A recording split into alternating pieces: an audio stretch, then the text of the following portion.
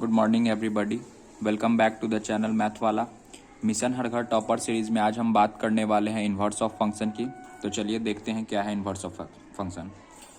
So let's recall the part of function. जो हम लोगों ने पढ़ा था फंक्शन के बारे में, उसको जरा हम रिकॉल करते हैं कि जैसे हमारे पास ए है, यहाँ बी है, C D E F G H, हर एक एलिमेंट सिंगल एसोसिएशन हो रहा है सेट ए का एलिमेंट से सेट बी के एलिमेंट में। इसको हम x बोल दिए, इसको y बोल दिए, यहां से यहां फंक्शन डिफाइंड। तो फंक्शन में हमने ये पढ़ा था कि सेट ए के सारे एलिमेंट को हम डोमेन बोलते हैं और सेट बी के सारे एलिमेंट को को डोमेन बोलते हैं। Set A is equal to domain and set B के सारे एलिमेंट को कोडोमेन। और जितने भी सेट बी के एसोसिएटेड एलिमेंट हैं, मतलब जिन तक एरो पहुंच रहे हैं, जो बी से सेट बी के सारे एलिमेंट जो कि ए से एसोसिएटेड है, उनको हम रेंज बोलते थे। तो जो यहाँ पे रेंज होगा वो ई एफ जी एच, क्योंकि ये चारों एलिमेंट सेट बी के सेट ए के एलिमेंट से एसोसिएटेड है। और जो कोडोमेन भी है वो भी सारे एलिमेंट ऑफ सेट बी, मतलब कोडोमेन और रेंज इक्वल हो गया।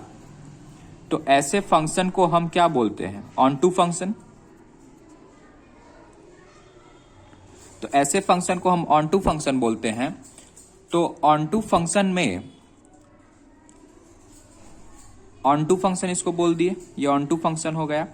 एज वेल एज हम देख सकते हैं कि एक इनपुट डाले तो हमारा एक आउटपुट निकला। तो हमारे पास अगर हम इनवर्स ऑफ फंक्शन को डिफाइन करना चाहते हैं तो सबसे पहला कंडीशन होना चाहिए कि 1-1 फंक्शन हो as well as onto function हो। एक इनपुट डाल रहे हैं, एक आउटपुट आ रहा है, एक इनपुट के लिए एक आउटपुट, एक इनपुट एक आउटपुट, एक इनपुट एक आउटपुट, मतलब कि ये फंक्शन 1-1 फंक्शन है। तो सबसे पहला कंडीशन हमारे पास ये हो गया कि इनवर्स ऑफ अ फंक्शन हम तभी डिफाइन करेंगे जब हमारे पास 1-1 फंक्शन होगा as well as onto function होगा। नेक्स्ट पॉइंट कि यहां पे हम समझते हैं कि अगर x का वैल्यू इस फंक्शन में हम पुट करेंगे इनपुट के तौर पे, तो हमारा f एज अ आउटपुट आएगा। b as a input put किए तो हमारा e एज आउटपुट आ गया।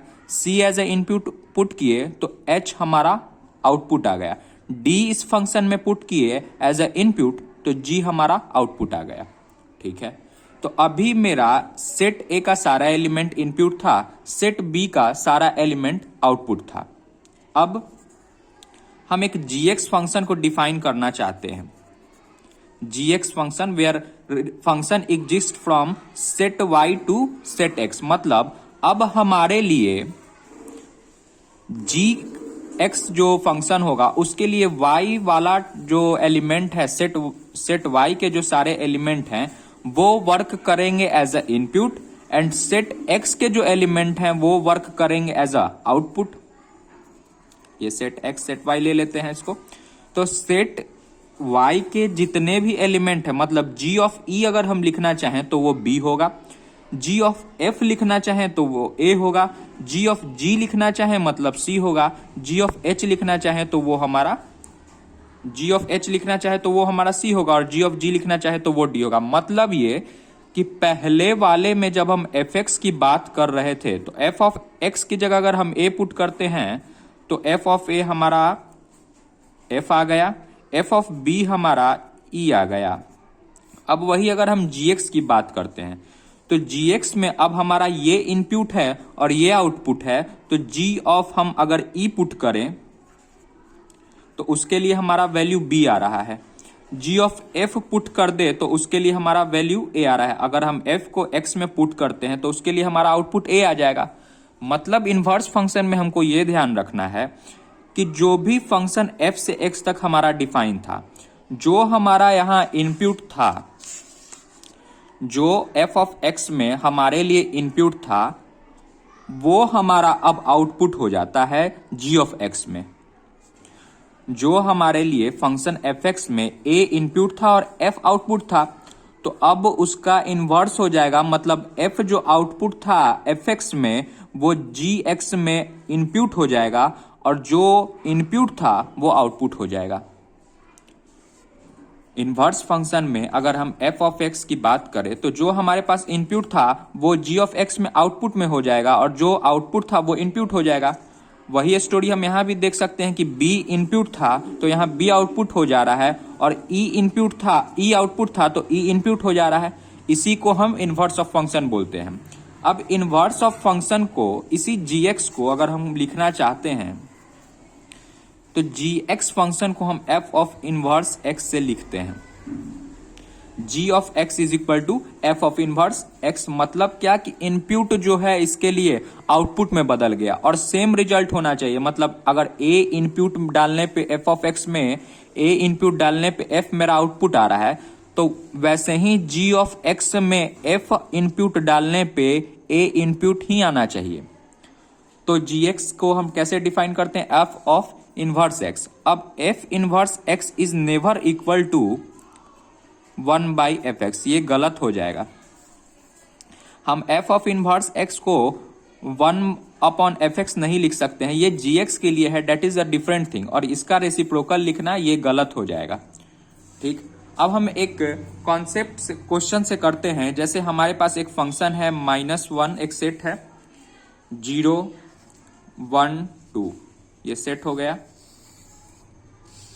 -1 0 1 2 एंड अगेन एक सेट है मेरे पास -1 1 3 5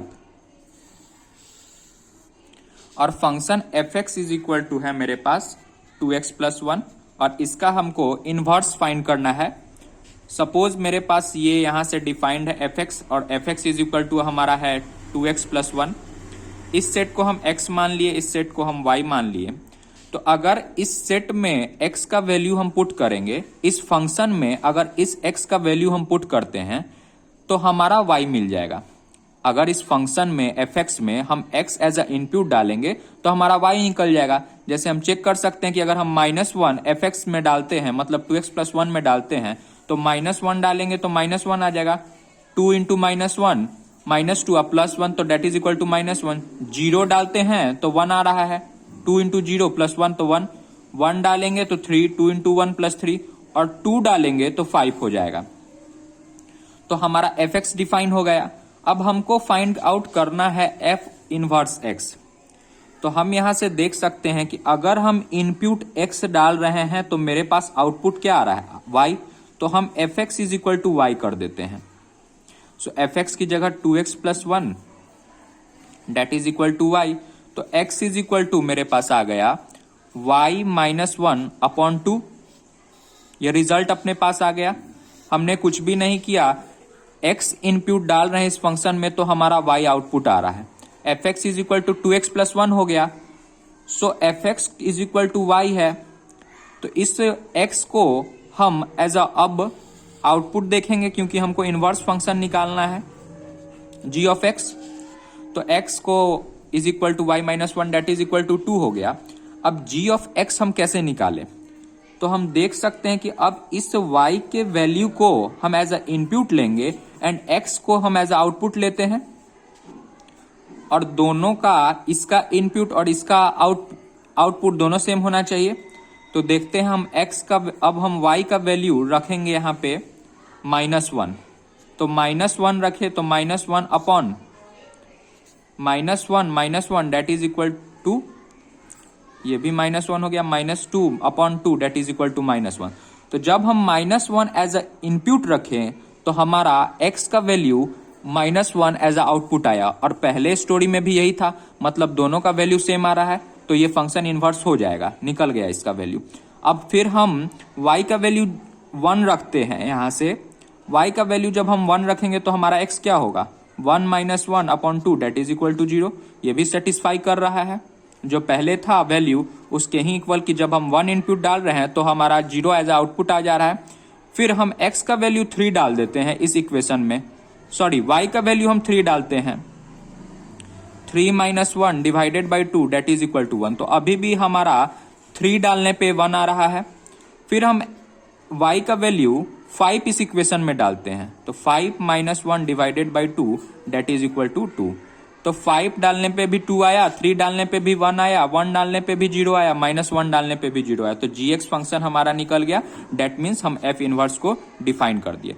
तो समझना यही था यहाँ इनवर्स ऑफ अ फंक्शन में कि किसी भी एक फंक्शन को हम fx को डिफाइन करते हैं तो x हमारा इनपुट डालने पे y हमारा आउटपुट आ जाता है, और उसके बाद अगर हमको gx अगर डिफाइन करना है तो जो हमारा यहाँ पे इनपुट था वही सेट का सारा एलिमेंट यहाँ gx में एज अ आउटपुट आना चाहिए। इसी चीज को हम ध्यान रखे थे। ये इनवर्स ऑफ फंक्शन का एंड हो गया।